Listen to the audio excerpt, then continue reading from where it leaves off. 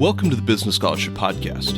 I'm your host, Andrew Jennings. You're listening to a special symposium episode of the show focused on financial and corporate regulation in the Biden administration. As part of this symposium, we'll hear from 5 panels of scholars and practitioners about what we might expect for financial and corporate regulation over the next 4 years of the Biden-Harris administration. We'll return with our regular episodes next week. As usual, if you like what you hear, please subscribe to the podcast on your favorite podcast app. We'll let others know about the show too. Welcome to the first episode of the Business Scholarship Podcast Symposium on Corporate and Financial Regulation in the Biden administration. This panel focuses on banking and financial regulation and features Gina Gale Fletcher, Christina Skinner, and Kurt Wolf. Gina Gale, Christina, Kurt, welcome to the Business Scholarship Podcast. Thanks so much. It's good to be here, Andrew. Thanks so much for having me. Thanks for having us. Thanks, Andrew. I'm looking forward to hearing some of your insights about banking and financial regulation in just a few moments and maybe what that's going to look like over the next 4 years. But I wondered if before we begin, if you could introduce yourselves and any areas or issues that you're focused on as we look to the next 4 years of banking and financial regulation. Gina Gale? Sure. As you mentioned, I'm Gina Gale Fletcher. I'm a professor of law at Duke University School of Law, and my area of focus is really keen for this panel. I focus on financial regulation. And so I think one of the things that'll be interesting about the next 4 years for the Biden administration is their focus on the issue of racial justice and financial inclusion.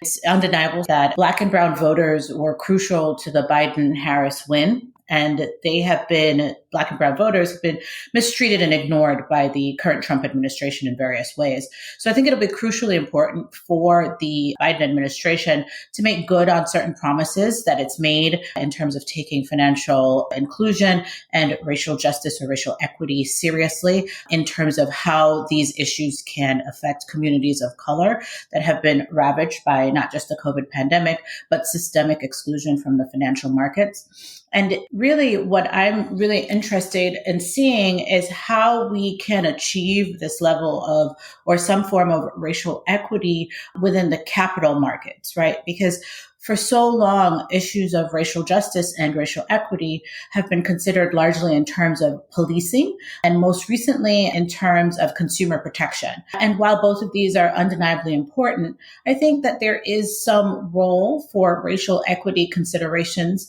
within the capital markets. And that is considered in terms of who gets access to the capital markets as entrepreneurs, the composition of corporate boards in terms of racial diversity, and thinking about racial justice and equity as a part of the agenda for various regulators, such as the feds and the SEC.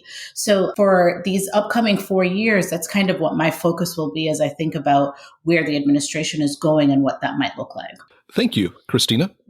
Thanks again, Andrew, for organizing this symposium, which I'm delighted to contribute to. So again, Christina Skinner here. I'm an assistant professor of legal studies at the Wharton School of the University of Pennsylvania. And prior to joining the faculty at Wharton, I was a lawyer at the Bank of England. So currently I am, of course, focused on financial regulation, and more specifically, I look at issues of central banking, investment funds, increasingly questions of law and macroeconomics and separation of powers issues as they arise in the context of financial regulation.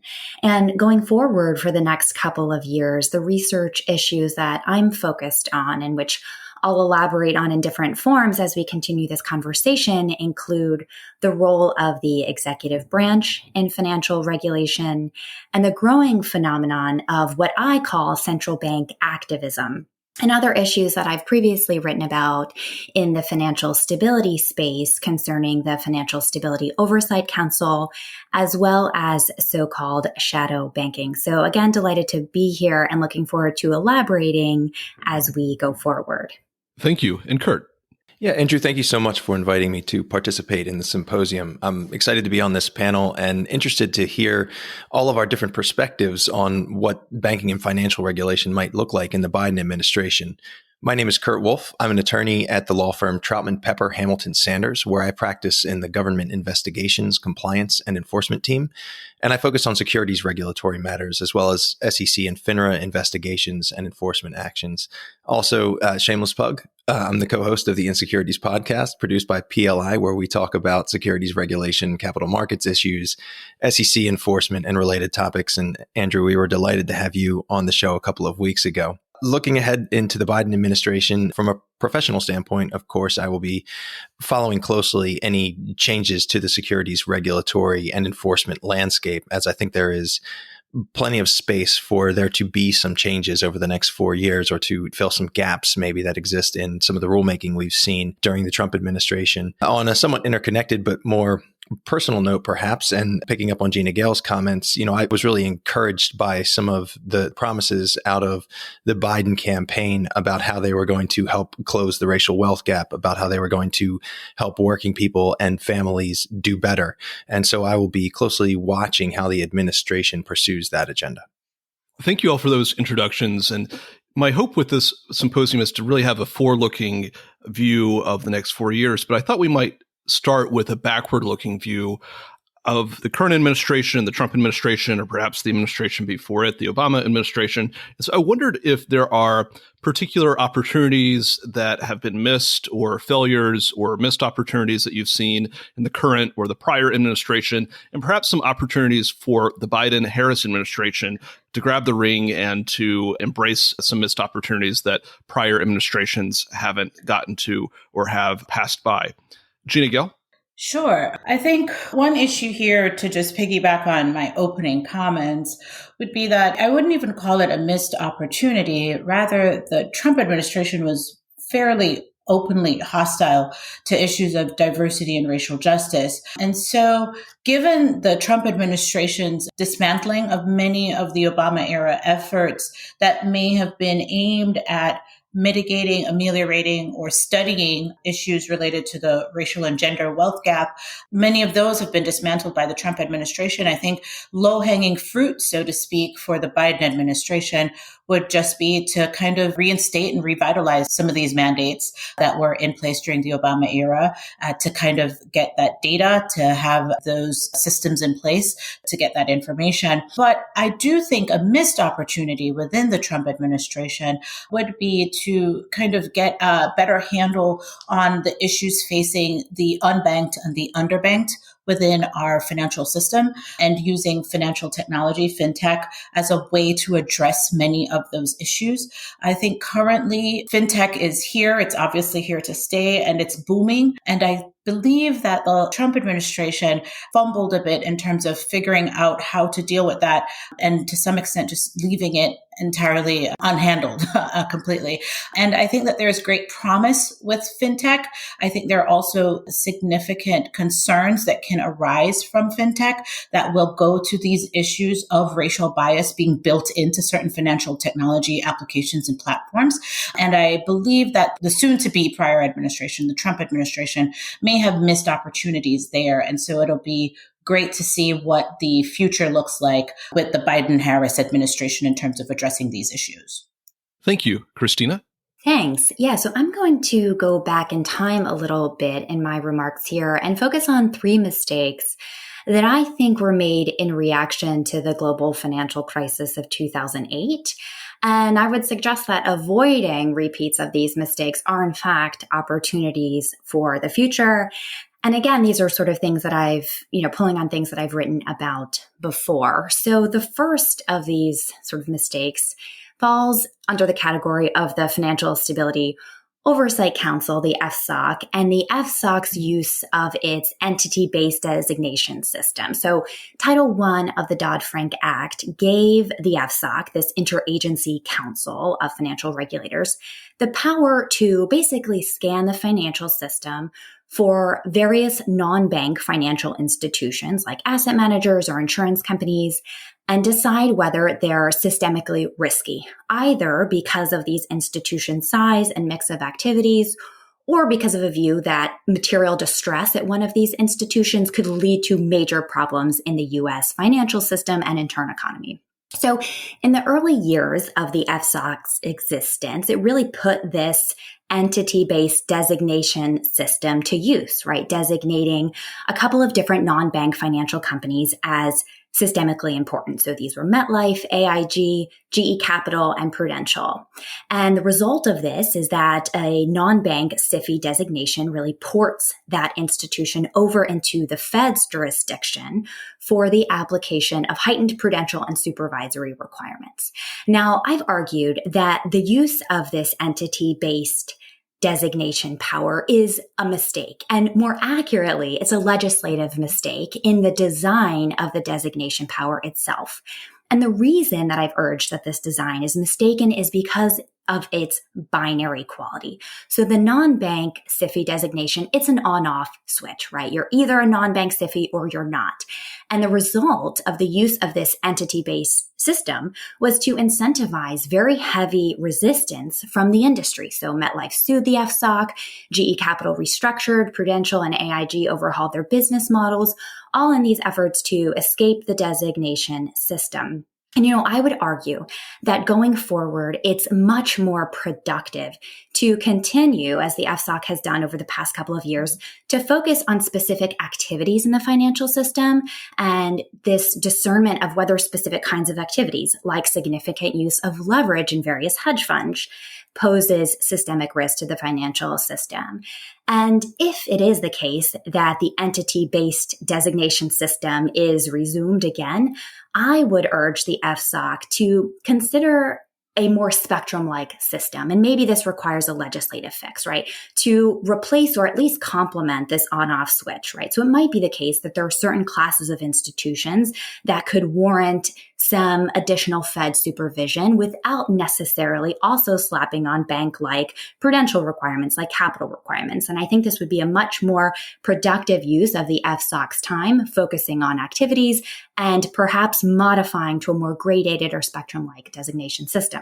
The second point I would make sort of really refers to an overbroad skepticism of so-called shadow banking that we again saw after the 2008 financial crisis. So a period of time after that crisis, all eyes in the prior administration and really around the world among various financial regulators turned to focus on the perils, sort of widespread, of so-called shadow banking.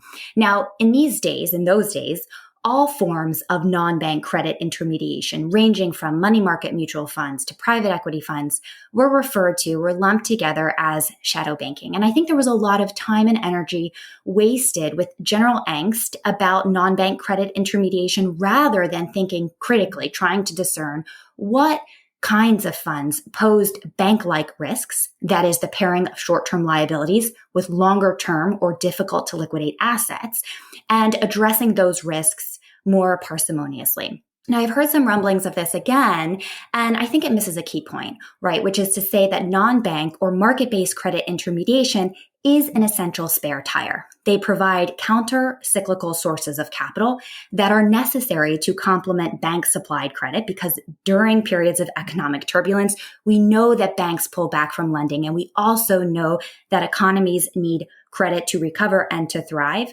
And so taking an overly sort of broad stance on non-bank credit intermediation could do an overall disservice to the economy. So again, just sort of thinking carefully, taking seriously which funds are structured stably and sort of putting them in a separate category from those that might not be structured as stably and focusing there. So the third and final point I would make is about the need to avoid a general sort of stoking of popular antipathy of the financial sector. So in political science, right, there's a well-known phenomenon referred to as the rally around the flag phenomenon. And we see this in leaders from time to time. It's in fact a tale as old as time, right? Sometimes people benefit from a common enemy to unite the people, and sometimes it's politically expedient to be at war. Now, to be clear, there were certainly excesses after the 2008 crisis that needed firm correction. But having a populace that's against the financial sector really doesn't benefit anyone, except maybe a few in power for the short term. Finance is an engine of long-term growth. Decades upon decades of empirical research have shown us that economic growth is essential for societal well-being, for happiness, for prosperity. And for years, this is why international financial institutions did studies of so-called financial depth, right? To try and understand how deep, that is how extensive, is a country's financial system to get a sense of how well it's doing. And by the way, we also know that the deeper a country's financial system, the better off all strata of society are doing. There's a very interesting study I would recommend to all the listeners by Oxford's Martin School that shows that in 1950, 75% of the world were still living in poverty. Today, thanks to financial capitalism, those living in extreme poverty are less than 10%. So we still have a problem, but we've narrowed the scope of the problem. One can look at a handful of other related metrics to see the long-term power of financial capital: average wage in 1950, average lifespans in 1950, literacy, disease rates, etc. Now, the key point here is that all boats need to rise together for capitalism to work, right? So instead of focusing on whether or not we should toss capitalism, we need to figure out how to make it work and work better for everyone. And, specifically tying this all back to financial regulation in the next couple of years, I think the SEC has made some positive strides in this direction that I hope continue and improve. In particular, thinking about how to modify the definition of accredited investor, right? So that more retail investors, a broader swath of the investing public, can participate in some very high yielding investment opportunities in private funds. And I think this ties into what Gina Gale was saying before about making sure everyone has meaningful access to the capital markets.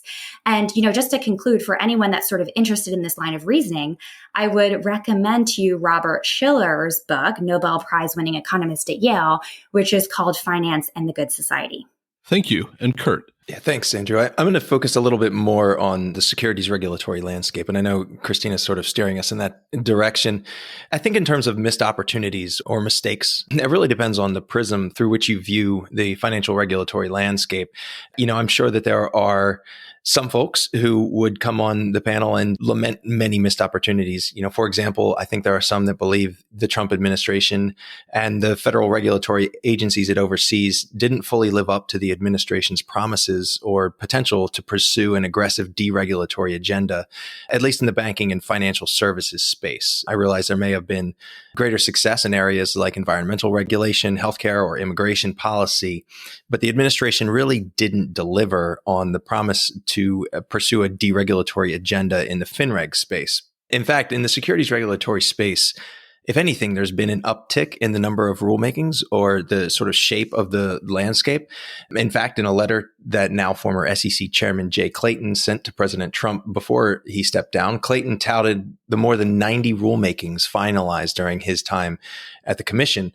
And of the many rules, the amendments were often designed to modernize, quote, modernize the regulatory framework. And that was really a hallmark of Chairman Clayton's tenure at the commission. These were often a switch from more prescriptive rules to more principles-based rules. And these covered everything from OTC securities offerings to disclosures under Reg SK, MD&A disclosures, more famously, perhaps the principles-based advertising rule, which I think was just finalized and folks are really struggling with from a compliance perspective. There was also just a barrage of new rules that weren't amendments or modernizing an existing rule. The best or most famous example there is probably regulation best interest, but also, to Christina's point, rules that changed how retail investors can access the private markets. So I think on the whole, the SEC at least wasn't really much of a deregulatory agency. And I think many would see that potentially as a missed opportunity. Some others, being a little bit more specific, that maybe we would categorize as mistakes. Again, it sort of depends on your prism, but there are sort of three regulatory areas and then enforcement, which I'll come on to last because it's my favorite thing to talk about.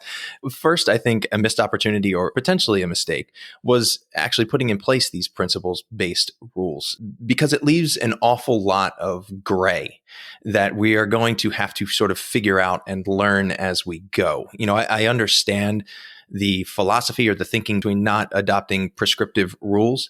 But I think what that leaves is in the next administration area for more guidance or no action letters that sort of create what feels like a rulemaking, or sort of at least set the boundaries of the rule outside of the APA's notice and comment rulemaking approach.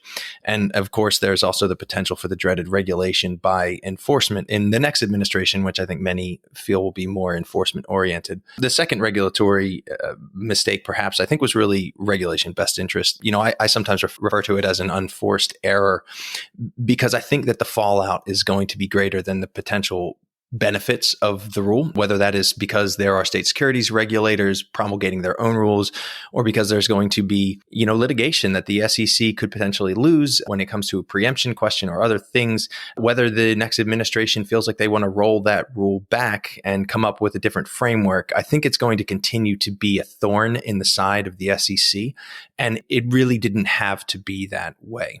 The third regulatory missed opportunity, I think, relates to cryptocurrency or digital assets. And really here, I think the SEC could have carved itself out as the regulator in the space. And instead, we haven't seen a rulemaking. There's been a little bit of guidance, but not much. I know Commissioner Peirce would love to grab that area and be a more aggressive or maybe more clear regulator in the space. But the SEC hasn't really done that. And so we're in this murky area where they're sort of sharing the regulatory authority with a number of other agencies. And then last, just from an enforcement standpoint, again, this is where I spend an awful lot of time thinking, and it's where I usually practice. There was really an opportunity, I think, to reshape the enforcement division at the SEC in a model that the Trump administration or the GOP might like better. And it was an interesting 4 years because there were a number of Supreme Court decisions that directly impacted the enforcement program at the SEC. I mean, really an unprecedented number of Supreme Court cases given the short period. And they did everything from, we had Lucia, which dealt with administrative proceedings or administrative law judges and the constitutionality of their appointment. We had Liu, which dealt with the statute of limitations. In every instance, there was an opportunity to sort of pare back the enforcement division or the enforcement agenda a little bit. And we just never really saw it. I think a lot of people don't like administrative proceedings, but after Lucia, instead of reshaping that program or limiting it, they just sort of fixed the particular problem flagged up by the Supreme Court and moved on. In lieu, now I think there are questions about, although this may be fixed by legislation, but there are questions about what is the statute of limitations applicable to an SEC case in which they seek disgorgement in federal district court. And sort of instead of saying, we're going to use this as an opportunity to limit civil penalties, instead what we hear from the Division of Enforcement is, we are just going to decrease the amount of disgorgement we seek and increase the amount of the penalty. So, sort of at every term where there was an opportunity, I think, to pare back the enforcement division, it didn't happen. And we didn't see the number of cases fall. So again and again, I think that enforcement is as strong as it was 4 years ago. And that for some will be a missed opportunity. Predicting the future is pretty hard. We are recording this conversation on the 29th of December, 2020, and we don't really know at this point what control of Congress, for example, will look like, or what the full composition of the Biden administration will look like.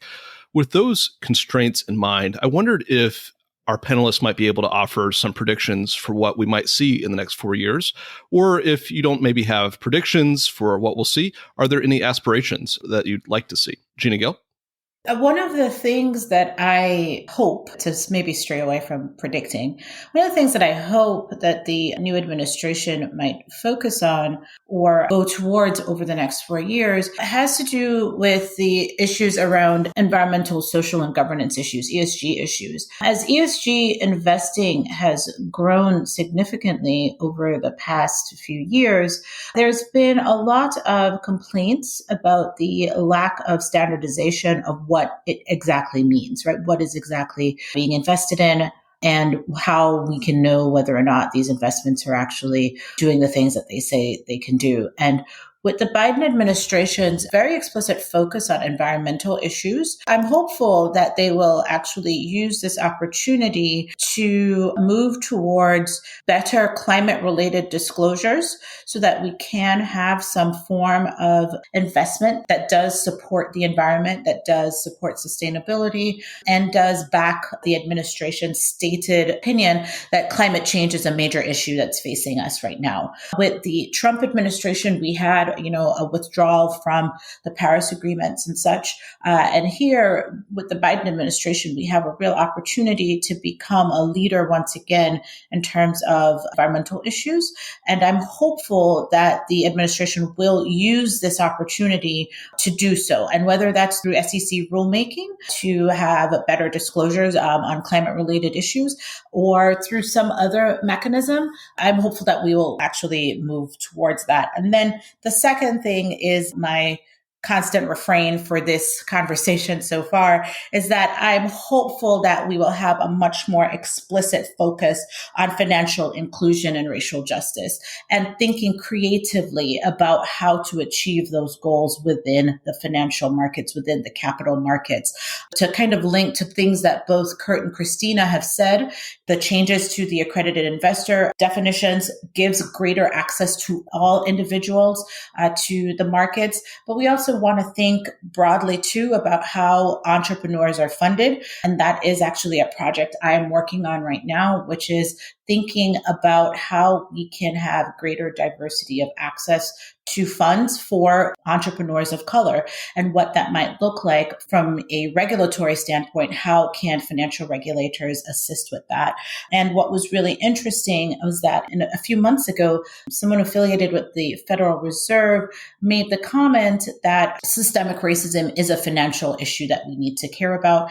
And for that to just be a continuous way in which we can think about or be mindful of how the financial regulation develops and how it can impact the lives of disadvantaged communities and communities of color. So my hope would be that the administration is broad in how it thinks about its regulatory agenda in terms of what affects communities of color, and that it requires more climate-related disclosures that will allow us to have better environmental and sustainable investing decisions possible for the investing public. Thank you, Christina. Thanks. So I also am a little bit, worried about doing predictions, but I do in fact have two predictions, both of which give me cause for a bit of concern. And I want to focus, first also on climate change issues, but from a slightly different vantage point, which focuses on the Fed. And then briefly, I'll say a few things about Fed transparency. So again, my predictions here are going to be focused mostly on things I see coming down the pike at the Fed. So first, in regard to climate change, there's been a lot of clamor about the Fed undertaking climate change issues in a variety of ways.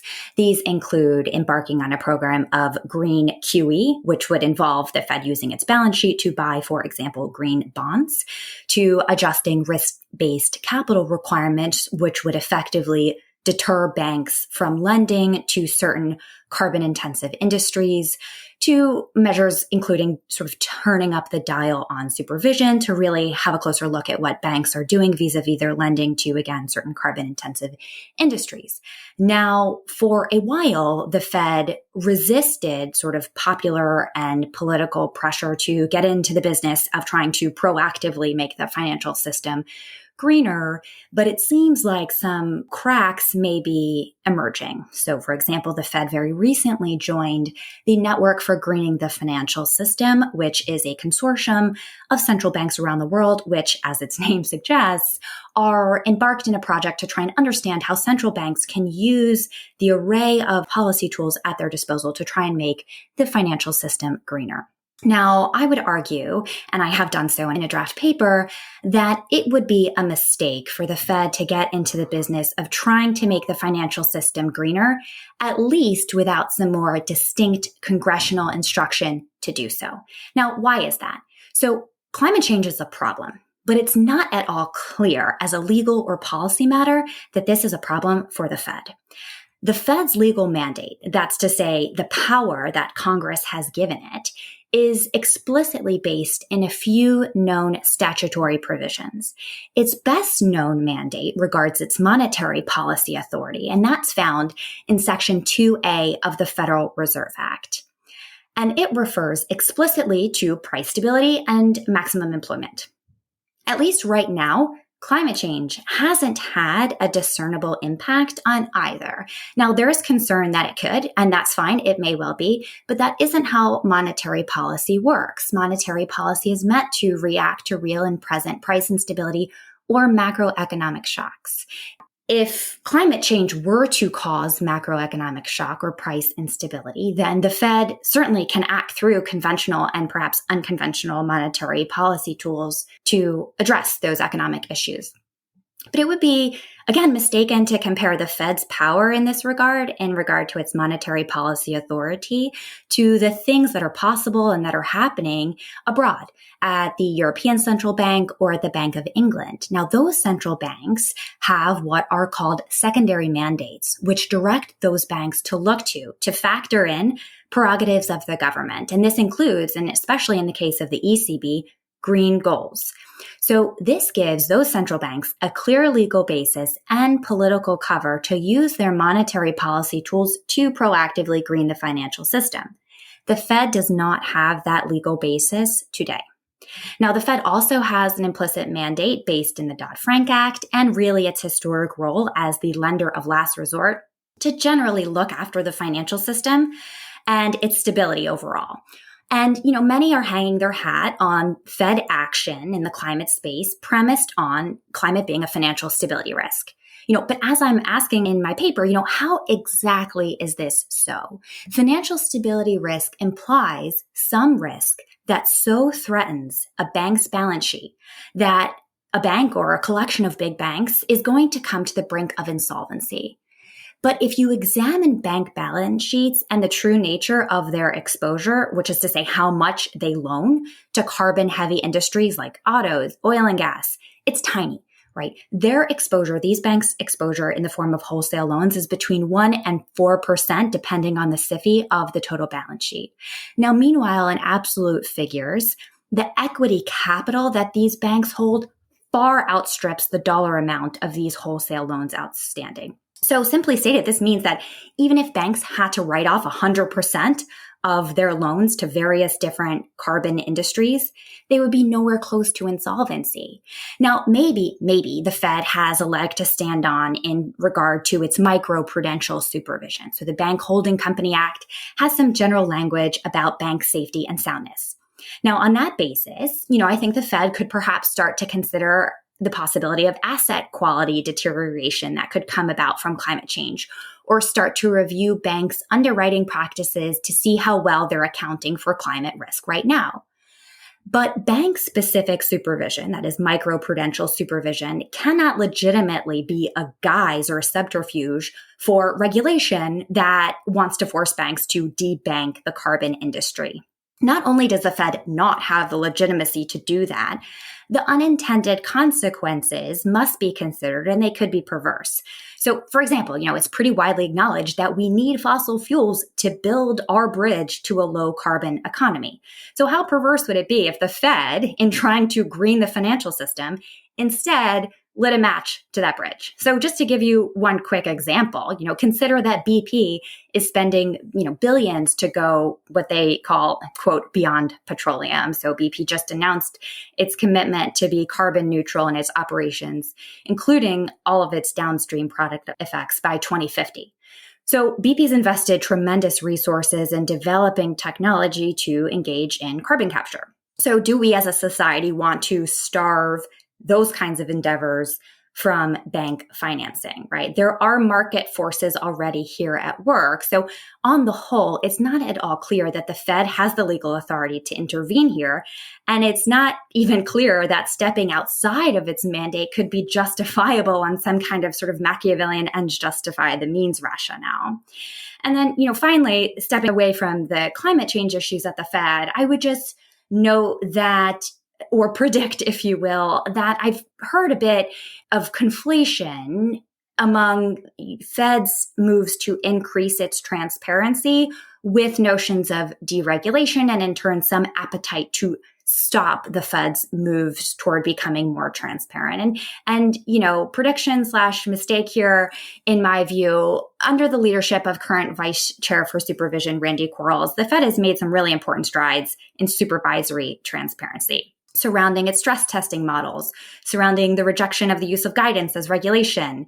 And, Quarles has even sort of intimated that he views it important to make the rating system more clear or more predictable. Now, these have all been positive steps forward in addressing what had become growing rule of law concerns surrounding sort of the secret law or secret lore of supervision and the amount of discretion that's been baked into Fed supervision over a number of decades.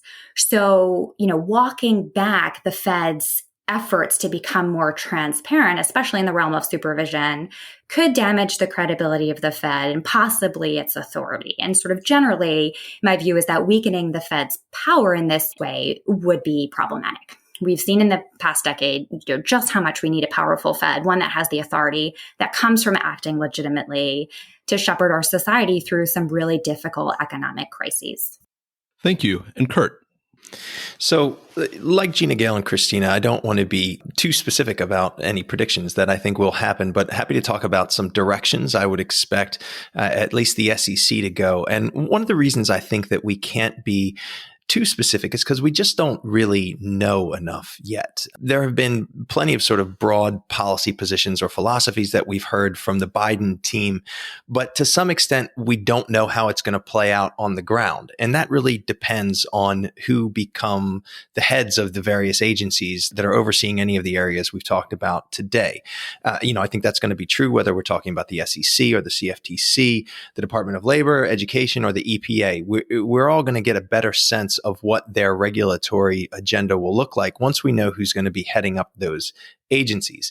And you can kind of see this going in a couple different ways, actually, depending on what happens in these Georgia runoff elections, which I think we'll probably hopefully know the results of by the time this episode airs. But it will probably potentially change who are the nominees to head up the various agencies. So I'll focus on the SEC as I typically do.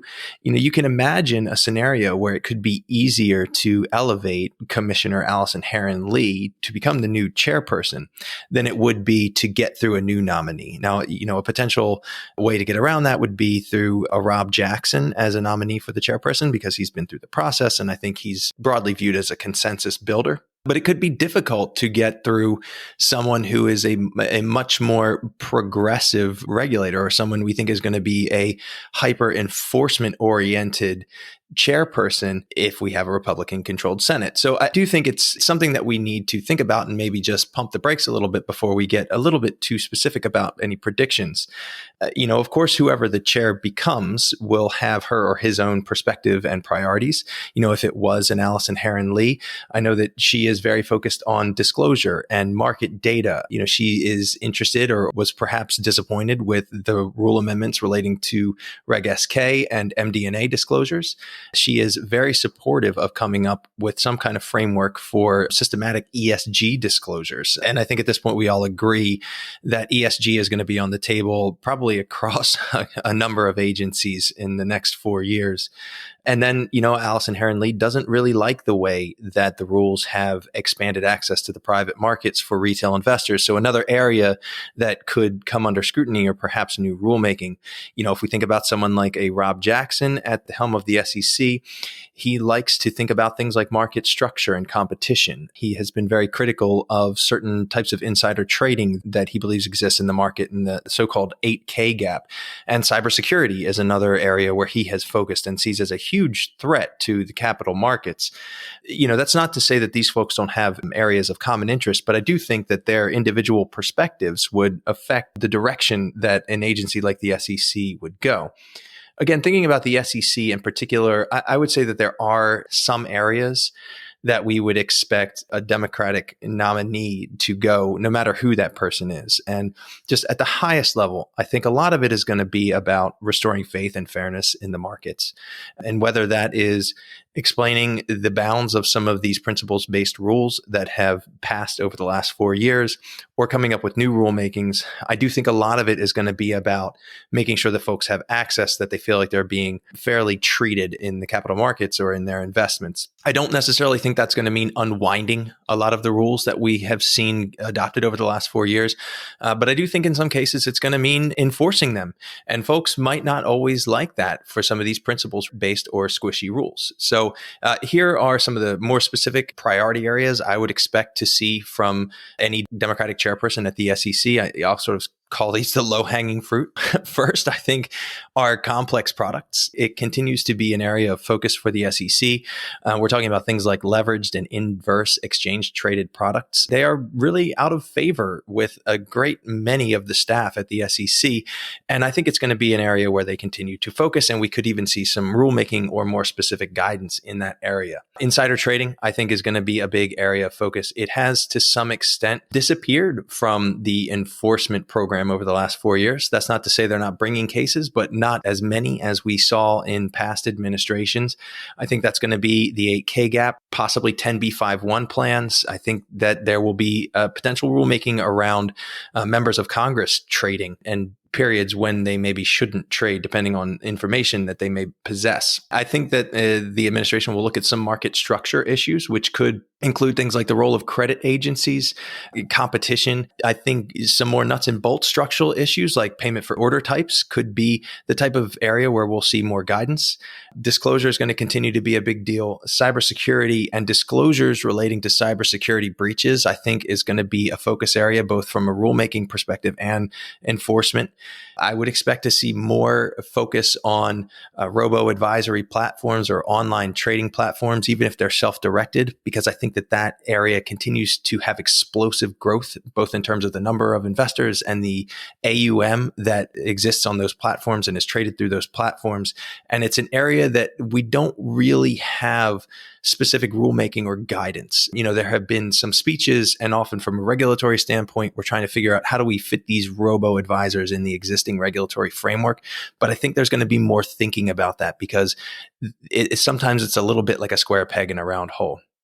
From an enforcement standpoint, look, we're not going to see a slowdown. I don't know how much more they can do, right? Everybody thought in the last 4 years enforcement was going to fall off a cliff, and it didn't. But I think maybe what we're going to see is better and faster enforcement. I think they will have access to more resources, both in terms of money to spend and the number of people. I think they're going to have better tools.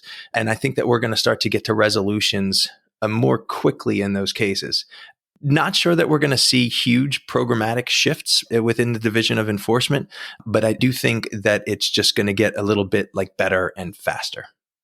A few weeks from now or a few months from now, if folks from the White House or one of the agencies or the 117th Congress come to you and say, what advice do you have for banking and financial regulation? What should we do? What would you tell them? Gina Gale? Oh, so that one is also fairly difficult. But I think what I would tell them is to not be afraid to stay the course with some of the things that they have been campaigning on for the last few months, specifically with regards to more controversial issues like racial justice and equity.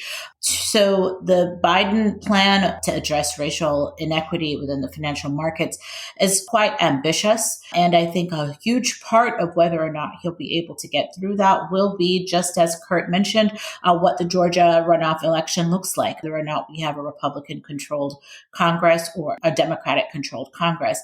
I think that regardless of what the Congress looks like, I would hope that the Biden administration would still stay the course, that they would think creatively about ways to achieve some of the goals that they have set for themselves, especially in terms of access to the banking system and access to the capital markets for entrepreneurs and for women.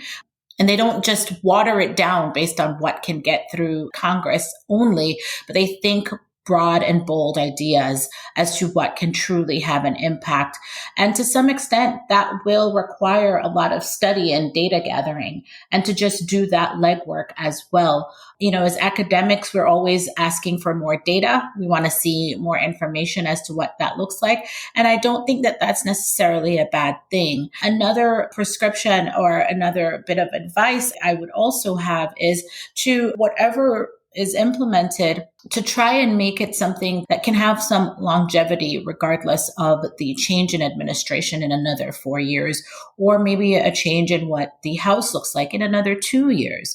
So a huge part of some of what the Trump administration was able to do was they were able to roll back a bunch of the Obama era rules just using executive orders, because that's how Obama also implemented a lot of rules in his administration.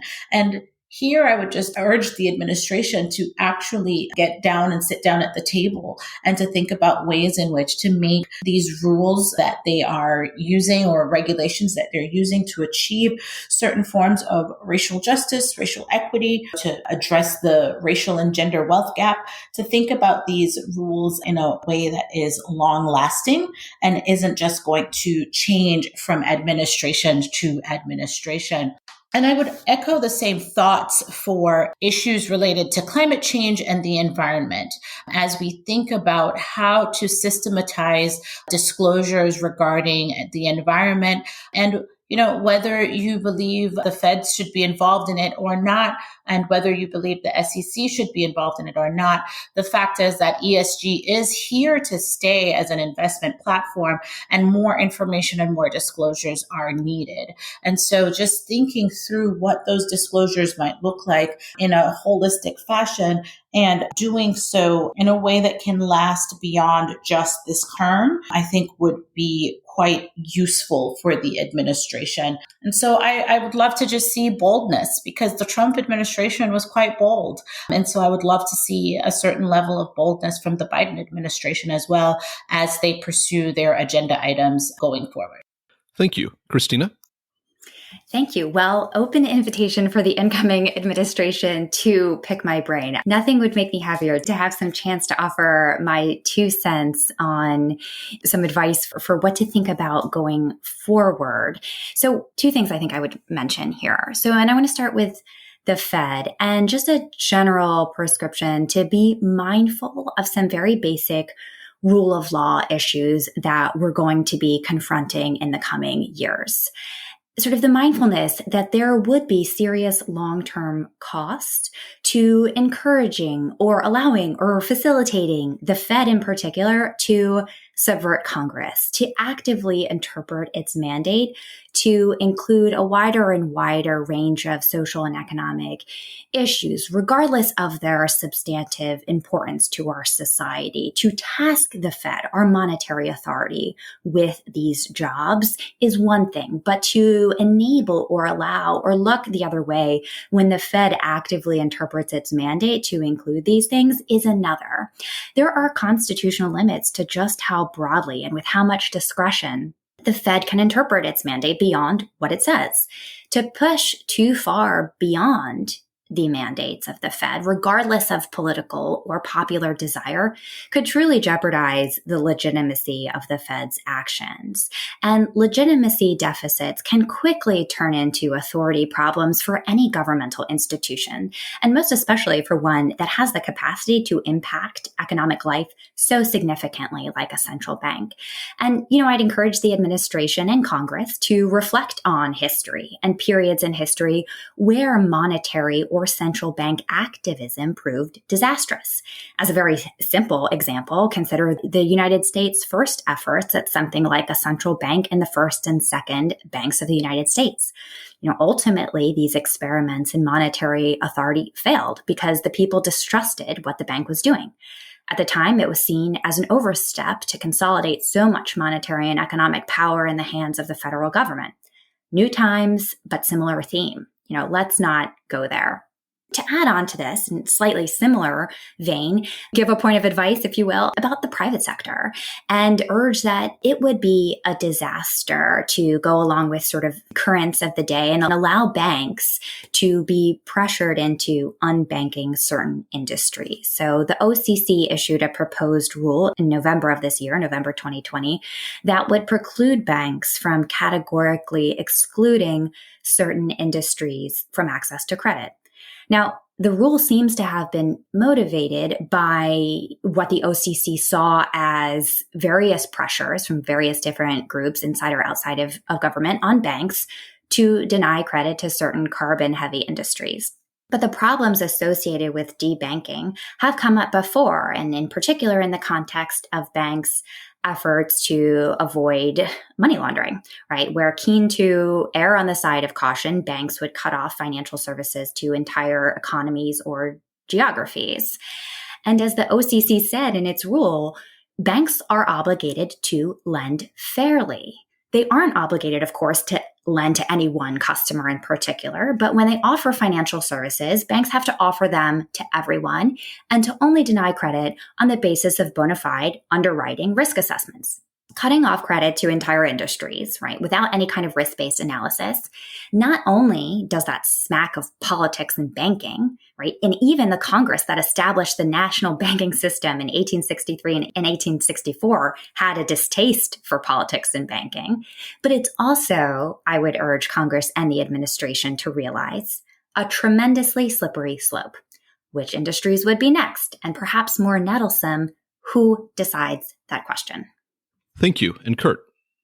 So in thinking about what advice, I might offer the Biden-Harris administration, and like Christina, I would be happy to talk to anyone in the administration about it. I think at a very high level, so much of the messaging out of the campaign and the transition team has been about healing or about restoring faith. I think they've tried to position the team as a group that wants to build a consensus in various realms.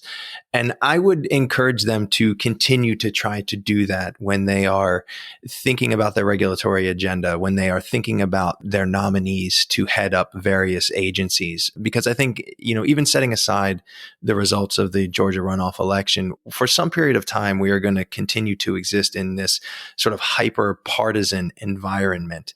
And I think when we're thinking about who should head agencies, even if they're going to pursue a somewhat progressive agenda, I think we need to find people who are consensus builders. The SEC, for example, I don't think that person should necessarily be all about undoing the rules that we've seen over the last 4 years, but really moving forward. And maybe that means just enforcing the laws that are on the books. In the case of Reg BI, for example, that could have some unintended consequences or impact that the folks who were coming up with the rule didn't think about. But, instead of rulemaking by enforcement, just enforce the rules that are on the books. Provide new guidance where it's needed or where we have squishy standards from principles-based rulemakings, or develop new rules and policies where we need to. But the focus should be more on moving forward on a consensus basis than going back and trying to unwind things, because I'm just not sure there's going to be a lot of appetite for that. Also, in terms of building out the various teams, I hope that the administration will continue to focus on diversity. I think there was a lot of promise in the folks who were named to the agency review teams. When I look at the team for the Federal Reserve Banking and Securities Regulators, it was an incredibly diverse group of people. And I am very encouraged by that. I hope that we will continue to see that as the names of nominees for various positions roll out in the coming weeks and months. And finally, just in terms of thinking about what should the regulatory agenda be about, or what do we need to make sure that we protect? I think it's always keeping in mind who's getting left out or left behind and who is vulnerable. And this is true at the SEC, but it's true really across the spectrum. At the SEC, I think that means making sure that we are creating or encouraging safe opportunities to invest. Again, whether that is through better understanding what is the role of a broker or better understanding the circumstances in which a retail investor should be allowed to participate in a private offering. I think we need to make sure that we are creating a framework in which we're appropriately balancing the need to protect people and the need to make sure that people don't get left out or left behind. So those would be my pieces of advice for the administration. Thank you all for those thoughts and for this conversation. I wondered if, as we close this panel on banking and financial regulation, if you have any final or closing thoughts for our listeners or for each other. And I might do a reverse order for this last question. So Kurt, would you like to start us off?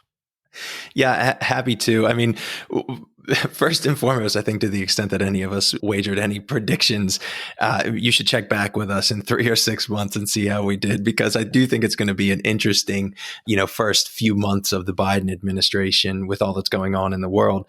I was really interested during the course of this panel discussion just to hear a couple of the common threads that I think came through. One is, of course, ESG and climate change, which regardless of our prism or the agencies on which we've been focusing, it's clearly something that is going to be addressed during the next 4 years broadly by various agencies and in various ways. So I think it's going to be really fascinating just to see how that plays out. Also this concept of private markets, I think, is one that we've all spoken to.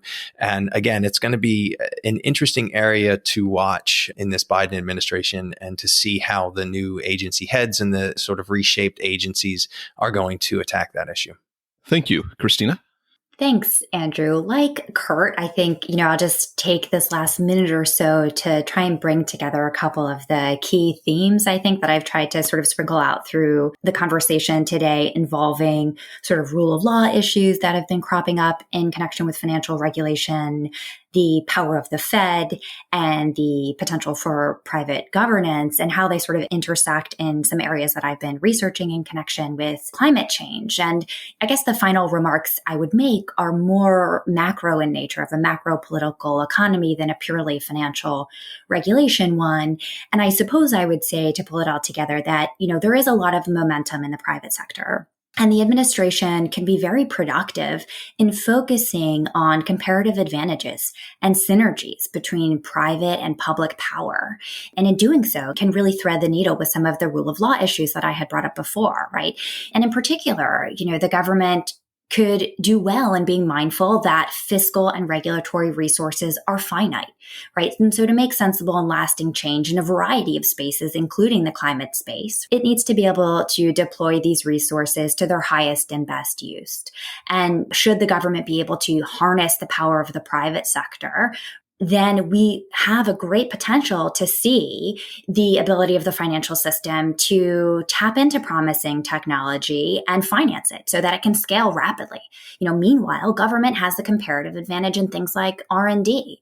And when we start taking a holistic approach, thinking about how financial regulation fits together with fiscal policy and other important social issues like climate change, it might well be that Congress questions whether it makes sense to continue to have a $1,000 tax credit for electric cars, which don't have mass market appeal and aren't affordable to most Americans, and have, tremendous implications with the batteries alone, and suggesting that maybe those fiscal resources could be better deployed to research opportunities, and in turn thinking about how the regulatory framework can facilitate the financing of important infrastructure technologies that the government then develops. And so I guess the lasting catch-all point that I would make here is to think holistically about fiscal policy, about financial regulatory policy, to think about social and climate policy, and ask ourselves, do we have the potential to be sort of unifying, as Kurt mentioned, and be maximally efficient in deploying scarce government resources to address the pressing problems of the day?